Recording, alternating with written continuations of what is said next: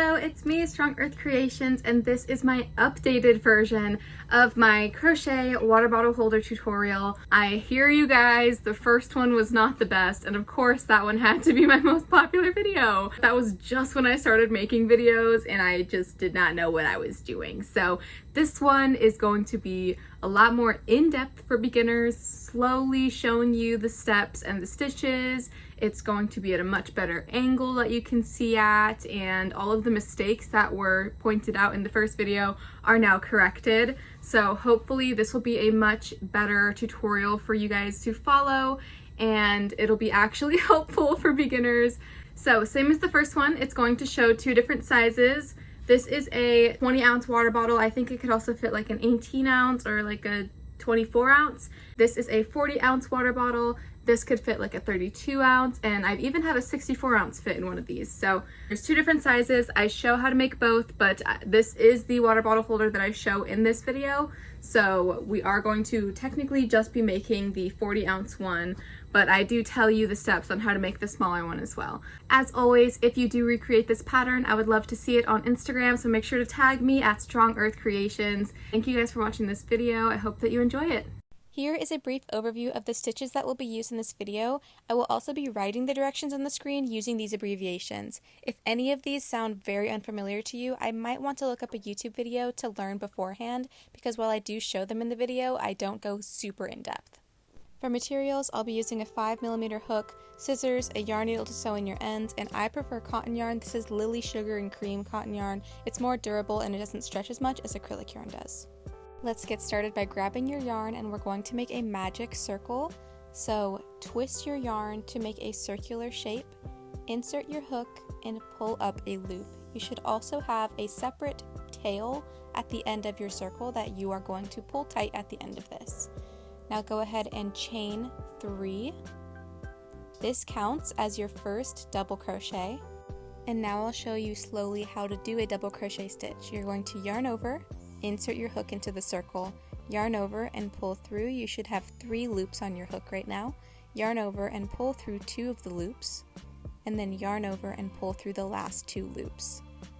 I'll show it slowly one more time just in case you need a slow visual. And we will be doing a total of 12 double crochets, making sure that the chain 3 at the start counts as your first double crochet.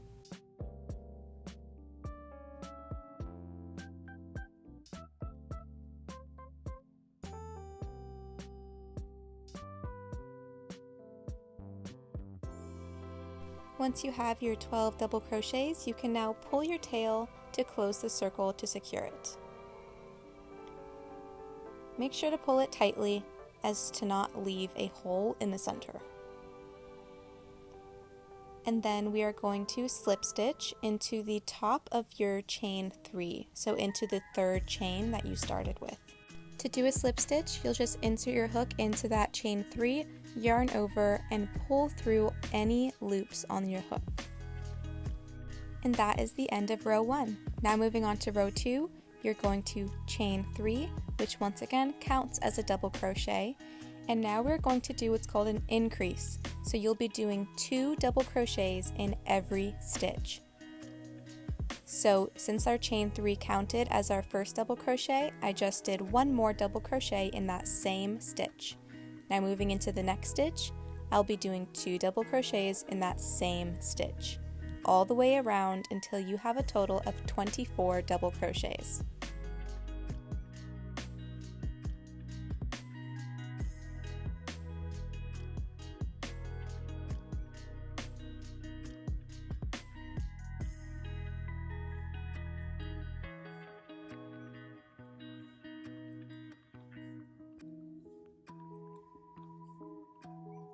Once you finish your last increase and you have your total of 24 stitches, that is the end of row 2. Here is what it should look like at this point, just a flat circle, and then you're going to slip stitch once again into that 3rd chain from the chain 3 that you started with. And next I'm going to show you what it looks like in comparison to a 20-ounce water bottle. This is what it should look like if you're doing the smaller size. It should fit at the bottom pretty perfectly. If yours doesn't, it might be the hook size or your tension that might just be a little off. So if you are doing the small size, go ahead and click on the timestamp that's listed on the screen right now. If not, we're going to keep moving on to the larger size by chaining 3, which counts as your first double crochet, and then you're going to do an increase, so 1 more double crochet into that same stitch, and in your next stitch you'll only be doing 1 double crochet. This will be a repeated pattern all around this row by doing 1 increase in the next stitch and then 1 double crochet in the stitch after that. So here I just did 1 double crochet, and now I'm going to be doing another increase in the next stitch. In the stitch after this one, I'll be doing 1 double crochet, and you'll just keep repeating this pattern of increase and then 1 double crochet, increase, 1 double crochet until you've reached the end of your row, where you should be ending on a 1 double crochet for a total of 36 stitches.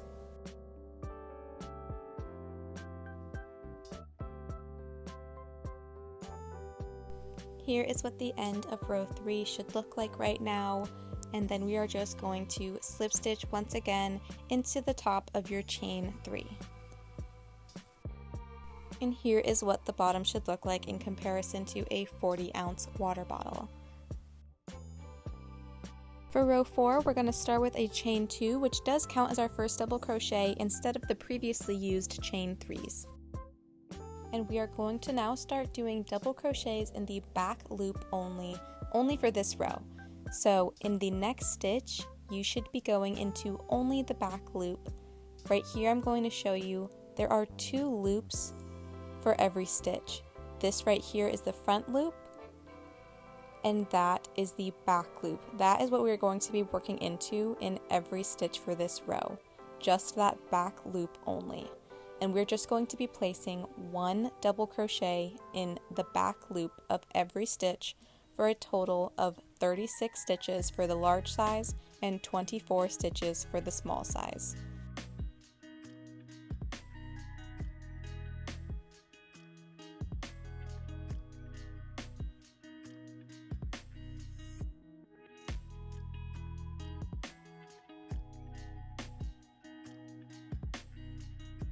At the end of the row, go ahead and slip stitch into the second chain from the start. So 1 chain and second chain, slip stitch into that one.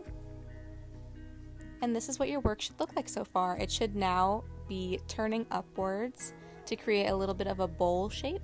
And you're actually going to flip your work the other side out, so that way the right side of your stitches is on the outside.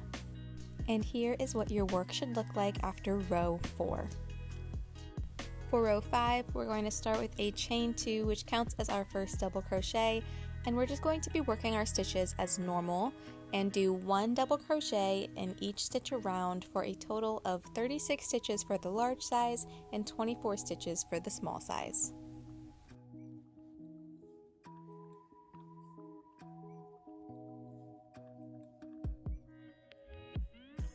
Once you finish your row, slip stitch into the second chain from your starting chain, and this is what your work should look like at the end of row 5.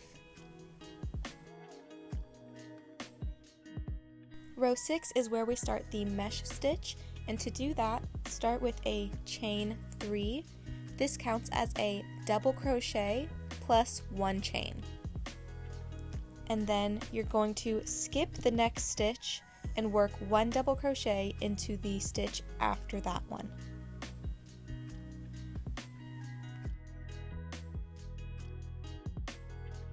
It should create somewhat of like a square shape with a hole in the center of the stitches.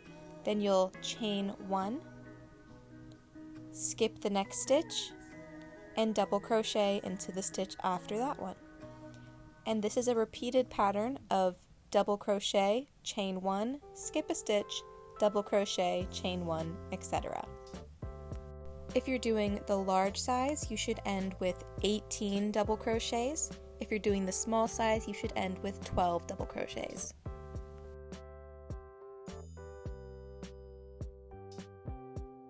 You'll know you're at your last stitch when you have 3 stitches left, so skip the stitch, double crochet, chain 1, and then slip stitch into the second chain from your beginning chain.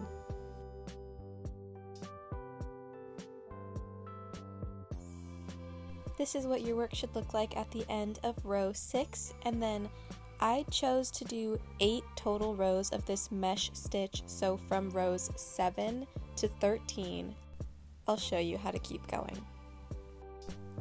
So you'll once again start with a chain 3, where the first 2 chains counts as a double crochet, and then there's the chain 1, and then you'll double crochet into the double crochet from the last row. And that is how you continue the pattern of your double crochet, chain 1, skip a stitch. So after you chain 1, you'll just double crochet into the double crochet from the last row. And once again, you'll have the same number of stitches as the last row. If you're doing the large size, you'll have 18 double crochets. If you're doing the small size, you'll have 12 double crochets. And you'll continue doing this for, I did a total of 8 rows, so until row 13.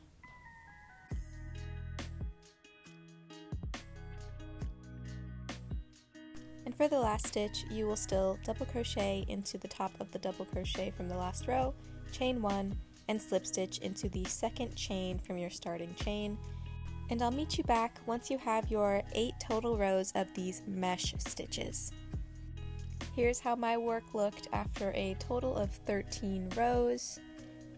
And now we will be doing 2 rows of single crochet, just to have a little trim to make it a little more secure at the top. So we're going to start with a chain 1, which does not count as a stitch, and then into that same stitch you were just doing the chain 1 in, do a single crochet where you insert your hook, yarn over, and pull through 2 loops on your hook. And then you'll do a single crochet into the chain 1 space and a single crochet into the double crochet stitch.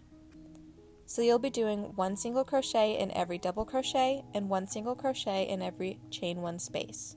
You should have a total of 36 single crochets if you're doing the large size and 24 single crochets if you're doing the small size.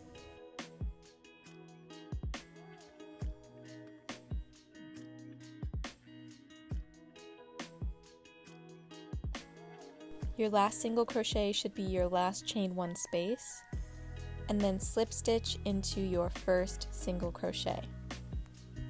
Not the chain 1, but the single crochet. And then chain 1 and single crochet in every stitch around.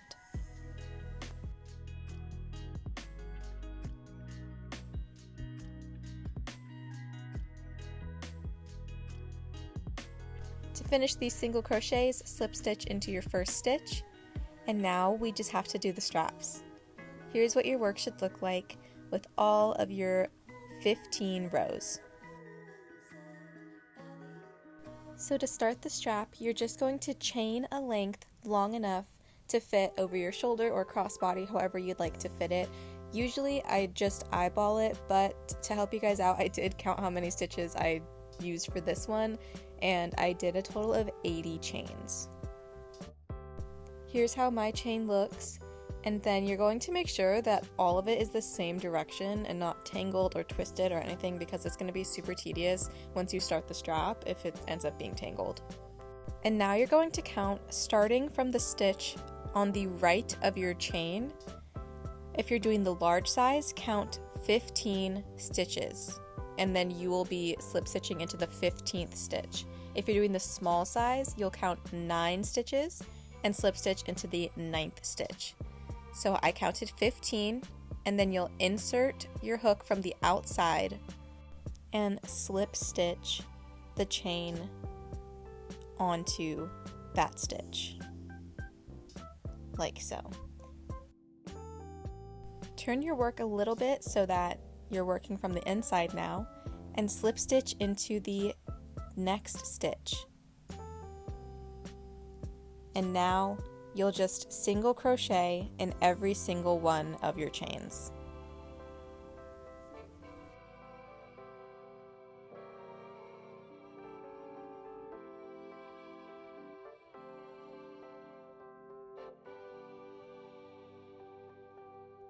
Once you get to your last single crochet, you're only going to finish the stitch halfway.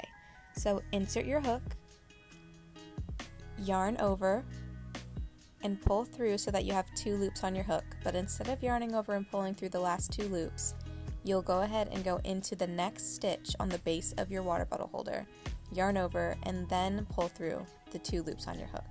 This attaches the single crochet to the base of your water bottle holder. Then slip stitch into the stitch after that one, turn your work, and single crochet in every stitch of your strap.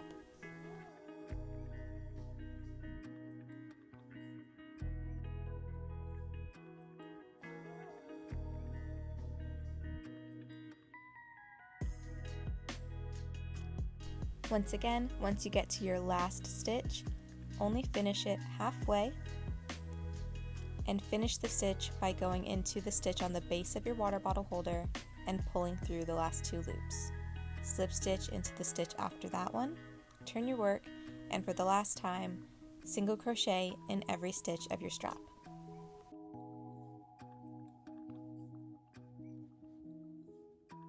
To finish off your strap, finish your last stitch halfway, go into that next stitch on the base of your water bottle holder and pull through, and then chain 1 and cut a long tail so that you can sew in your ends, and this is now your finished water bottle holder.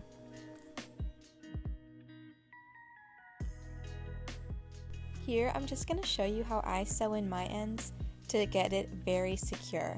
So I go through the back of my single crochets, and I'll go through about 4 or 5 stitches, pull out the needle, and then go into one of the stitches that's after the one that you just worked in.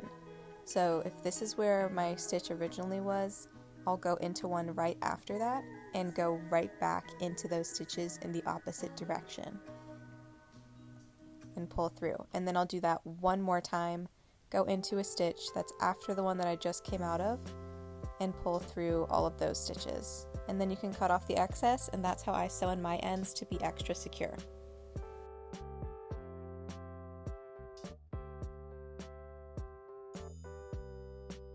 And here is the finished product. Thank you guys so much for watching. I hope that this tutorial was more helpful than my last one.